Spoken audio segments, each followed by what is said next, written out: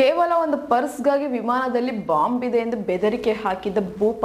ಏನಪ್ಪ ಈ ವಿಚಿತ್ರ ಘಟನೆ, ಎಲ್ಲಿ ಈ ವಿಚಿತ್ರ ಘಟನೆ ನಡೆದಿದೆ ಅಂತ ಯೋಚನೆ ಮಾಡ್ತಾ ಇದ್ದೀರಾ? ಈ ಘಟನೆ ನಡೆದಿದ್ದು ನಮ್ಮ ಬೆಂಗಳೂರಿನ ಅಂತಾರಾಷ್ಟ್ರೀಯ ವಿಮಾನ ನಿಲ್ದಾಣವಾಗಿರುವಂತಹ ಕೆಂಪೇಗೌಡ ಇಂಟರ್ನ್ಯಾಷನಲ್ ಏರ್ಪೋರ್ಟ್ ಅಲ್ಲಿ. ಈಗಾಗಲೇ ದೆಹಲಿಯಿಂದ ಬೆಂಗಳೂರಿನ ಏರ್ಪೋರ್ಟ್ಗೆ ಬಂದಂತಹ ವಿಮಾನ ಅಂದ್ರೆ ಸ್ಪೈಸ್ ಜೆಟ್ ಅಲ್ಲಿ ಒಬ್ಬ ವ್ಯಕ್ತಿ ಅಂದ್ರೆ ಒಬ್ಬ ಪ್ರಯಾಣಿಕ, ಅವರ ಹೆಸರು ಬಂದು ಶ್ರೇಯಾಂಶ್ ಚಮಾರಿಯಾ ಅಂತ. ಸೊ ಈ ವ್ಯಕ್ತಿಯ ಪರ್ಸ್ ಒಂದು ವಿಮಾನದಲ್ಲಿ ಎಲ್ಲೋ ಮಿಸ್ ಆಗಿದೆ ಅಂತ ಗೊತ್ತಾಗಿದೆ. ಸೊ ಅವರು ಇಲ್ಲಿ ಬಂದು ಲ್ಯಾಂಡ್ ಆದಮೇಲೆ ಅವರ ಪರ್ಸನ್ನ ಹುಡುಕ್ತಾರೆ. ಸೊ ಎಲ್ಲೂ ಸಹ ಸಿಗೋದಿಲ್ಲ.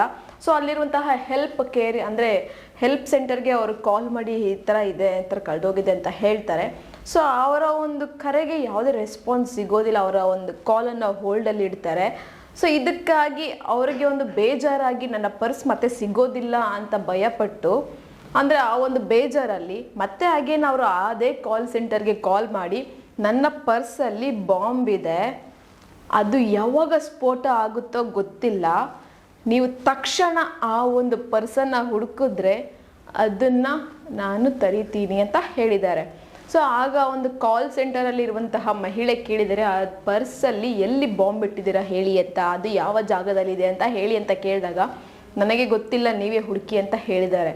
ಸೊ ತದನಂತರ ಒಂದು ಬಾಂಬನ್ನು ಹುಡುಕುವಂತಹ ಸಿಬ್ಬಂದಿಯವರನ್ನ ಕರೆಸಿ ಎಲ್ಲ ಹುಡುಕಿಸ್ತಾರೆ, ಮತ್ತು ಪೊಲೀಸವರೆಲ್ಲ ಹೋಗಿ ಹುಡುಕ್ತಾರೆ. ಕೊನೆಗೆ ಆ ಒಂದು ಪರ್ಸ್ ಸಿಕ್ಕಿದೆ.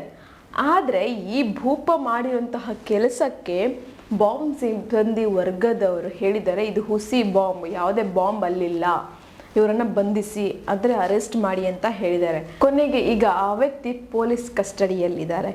ಸೊ ಇವರನ್ನು ಒಂದು ಕೋರ್ಟಿಗೂ ಸಹ ಸಬ್ಮಿಷನ್ ಮಾಡಬೇಕು ಅಂತ ಹೇಳ್ತಾ ಇದ್ದಾರೆ. ಏನೇ ಆಗಲಿ, ಈ ವಿಮಾನದಲ್ಲಿ ಓಡಾಡಬೇಕಂತ ಆಸೆ ಎಲ್ಲರಿಗೂ ಇರುತ್ತೆ.